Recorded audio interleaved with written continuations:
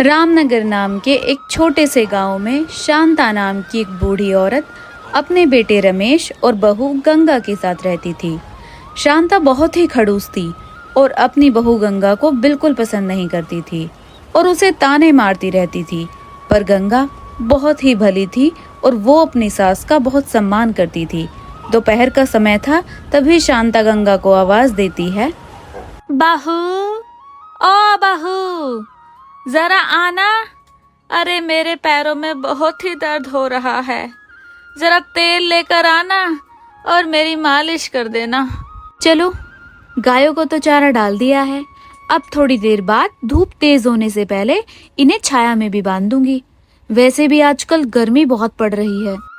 ये बहू इतनी निकम्मी है कि मेरी आवाज लगाने पर भी आई नहीं।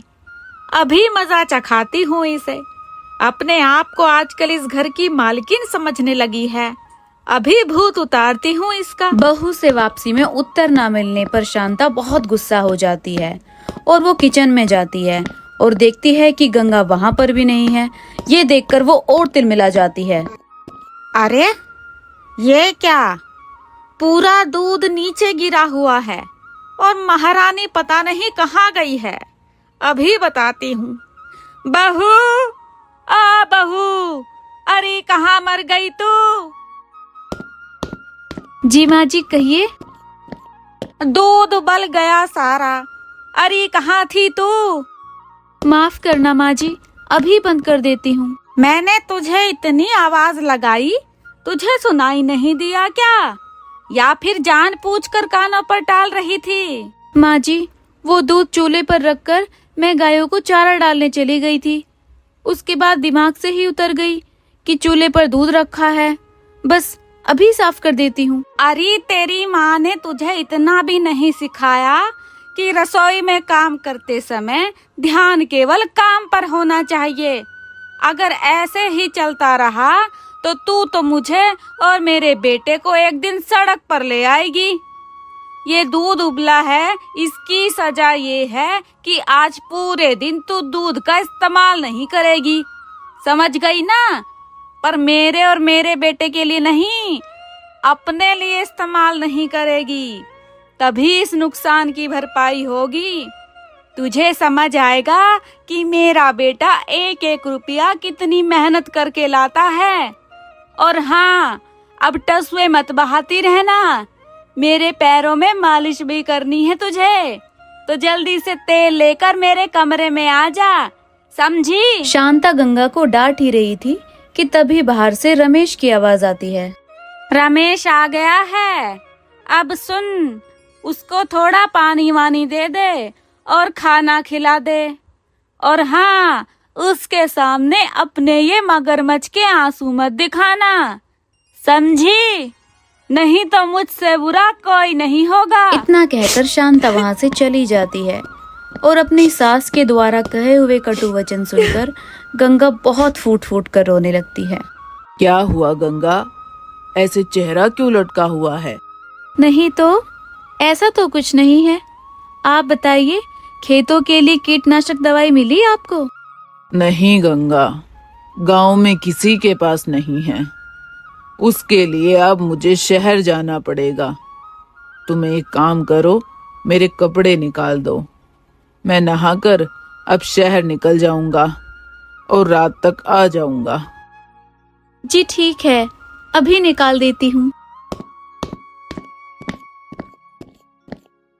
शांता के घर से थोड़ी ही दूरी पर उसकी सहेली पुष्पा रहती है। पुष्पा को एक बीमारी होती है। उसका हाजमा बहुत खराब रहता है और उसका हाजमा तब तक ठीक नहीं होता जब तक वो किसी से किसी की बुराई कर ना ले या बुराई सुन ना ले। हाय, आज तो पूरे दिन से एक चुगली नहीं की। मेरे तो पेट में दर्द शुरू हो गया है। क्या करूं, कुछ समझ में नहीं आ रहा। एक काम करती हूँ, शांता बहन के पास चलती हूँ। वहां जाके थोड़ी चुगली करूंगी और सुनूंगी तो मेरे पेट दर्द में बहुत ही राहत मिलेगी। हाँ। इतना कहकर पुष्पा शांता के घर की ओर चल देती है। और जैसे ही वो उसके घर के गेट पर पहुंचती है तो वो कुछ आवाजें सुनती है। अरे बहू, कोई काम तो तू ठीक से कर लिया कर। अरे तूने तो मुझे परेशान करके रख दिया है। एक भी काम तू बिना गलती के नहीं करती। अब तुझे कितना समझाऊं? अब घर का खाना काम धाम भी मैं ही सिखाऊं क्या? तेरी माँ ने तुझे कुछ नहीं समझा के भेजा। शांता को अपनी बहू को डांटते हुए देख पुष्पा बहुत खुश होती है। अरे वाह, यहाँ तो बहुत ही बढ़िया एपिसोड चल रहा है। चलो थोड़ी सी मिर्ची लगा देती हूँ।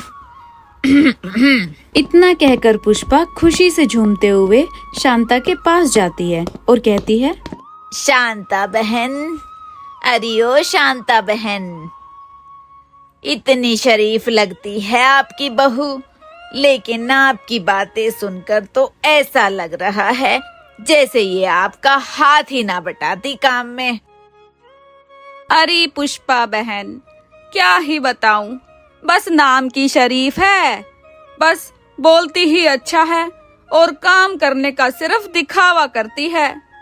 कोई भी काम बिना नुकसान किए नहीं करती। इसको रोटी गोल तक बनानी नहीं आती। पता नहीं मेरी हिम्मत मारी गई थी जो मैं अपने बेटे की बात टाल नहीं सकी और इसे अपनी बहू बनाकर घर ले आई। और तो और अपनी माँ को फोन करके मेरी चुगली भी करनी शुरू कर दी है इसने। अरे बहन, मुझे तो इस बात का डर है कि मेरे बेटे को मेरे खिलाफ इसने भरना ना शुरू कर दिया हो। बताओ, अब माँ बेटों के बीच में भी दरार डालेगी ये। अब तुम ही बताओ पुष्पा बहन। अरे बहू को हर कोई इसलिए ही तो लाता है कि घर के काम काज करेगी, अपनी सास को सुख देगी, पर मुझे तो इसका 1 रुपए का सुख नहीं है। बस बहुत ही परेशान हूँ बहन मैं तो। अरे शांता बहन, बहुत ही दुख हुआ ये सुनकर कि तेरी बहू तुझे इतना दुखी करती है। चल ठीक है, मैं तो चलती हूँ, बहुत सारा काम पड़ा है घर में। तू अपना ध्यान रखना, ठीक है? कल मिलती हूँ। इतना कहकर पुष्पा किचन से निकल जाती है और शांता के घर से बाहर आकर बहुत ही खुशी में झूमते हुए कहती है, आज तो सास बहू का ड्रामा देखने से ही पेट दर्द ठीक हो गया। हे प्रभु, ऐसा ड्रामा मुझे हर रोज दिखाना। मैं चाहे कुछ भी कर लूं, पर पता नहीं माँ जी मुझसे खुश क्यों नहीं होती। अपनी सास से रोज रोज ताने सुनने के बाद गंगा बहुत परेशान हो जाती है और वो सोचती है कि आज तो वो अपने पति से बात जरूर करेगी। सुनिए जी, देखिए, मेरे घर में मुझसे किसी ने कभी काम नहीं कराया, लेकिन यहाँ आकर मैं अपनी तरफ से पूरी कोशिश करती हूँ कि सब कुछ ठीक से करूं। लेकिन छोटी मोटी गलतियां तो सबसे हो जाती है ना। लेकिन माँ छोटी मोटी गलतियों पर भी मुझे बहुत ताने मारती है। मुझे ऐसा लगता है कि माँ मुझे पसंद नहीं करती। गंगा, माँ जुबान की कड़वी जरूर है, पर वो दिल की बुरी नहीं है। उन्हें थोड़ा समय दो।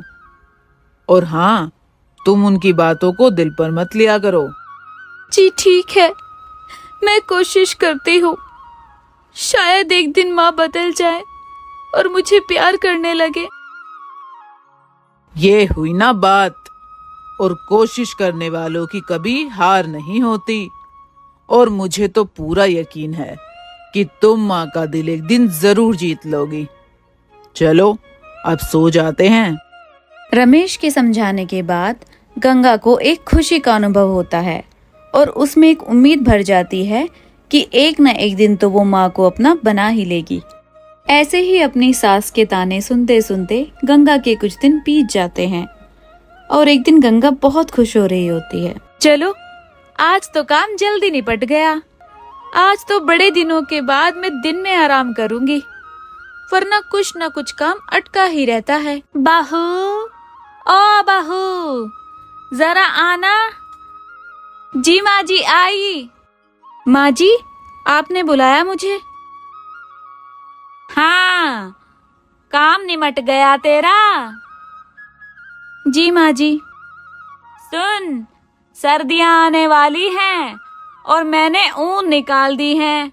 एक काम कर, आज से ही सर्दियों के लिए स्वेटर बुनना शुरू कर दे। तेरी माँ ने बताया था कि तू स्वेटर बहुत अच्छे बुनती है और मेरे रमेश को घर के बुने स्वेटर बहुत पसंद हैं। पहले तो मैं बुनती थी, पर अब आंखें कमजोर हो गई हैं तो दिखता नहीं है ठीक से। ये ऊन उठा ले और मैं पुष्पा बहन के घर जाकर आती हूँ। लेकिन माँ जी, सर्दियाँ आने में तो अभी 6 महीने बाकी हैं। अरे 6 महीने तो यूं ही निकल जाएंगे, पता भी नहीं चलेगा। और जितना कहा है उतना काम कर।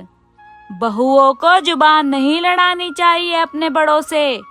क्या तेरी माँ ने तुझे इतना भी नहीं सिखाया? माँ जी हर बात में मेरी माँ को क्यों ले आती हैं? हे भगवान, ऐसा मैं क्या करूं जो माँ जी मुझ में भी वही अपनापन देखें जो मैं उनमें देखती हूँ। क्या बहुएं सिर्फ घर का काम करने के लिए होती हैं? बाकी उनका कोई अस्तित्व नहीं? क्या उन्हें प्यार की जरूरत नहीं है? क्या वो इंसान नहीं है?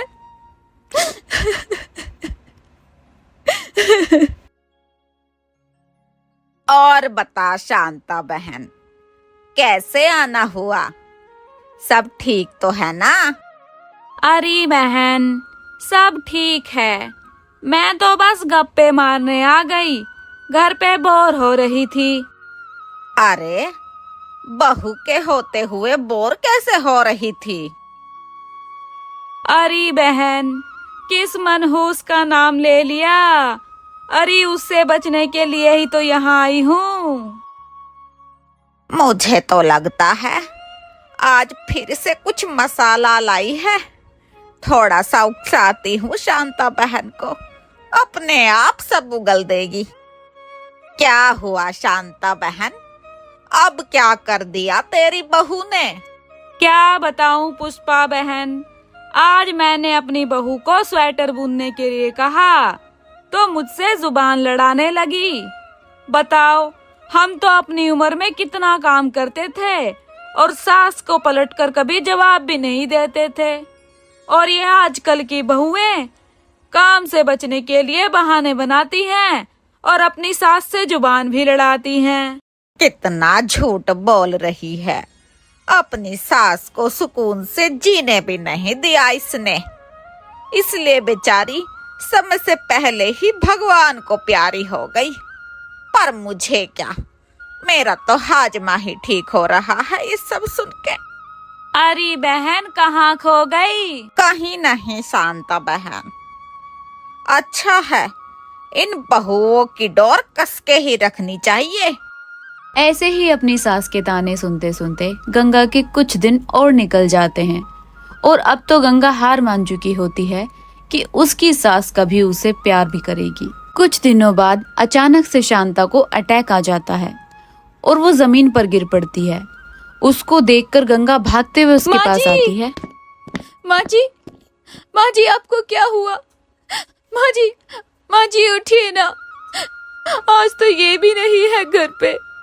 क्या करूं? ऐसे तो काम नहीं चलेगा, कुछ तो मुझे करना पड़ेगा। गंगा शांता की ऐसी हालत देखकर बहुत ज्यादा दुखी हो जाती है और वो फूट फूट कर रोने लगती है।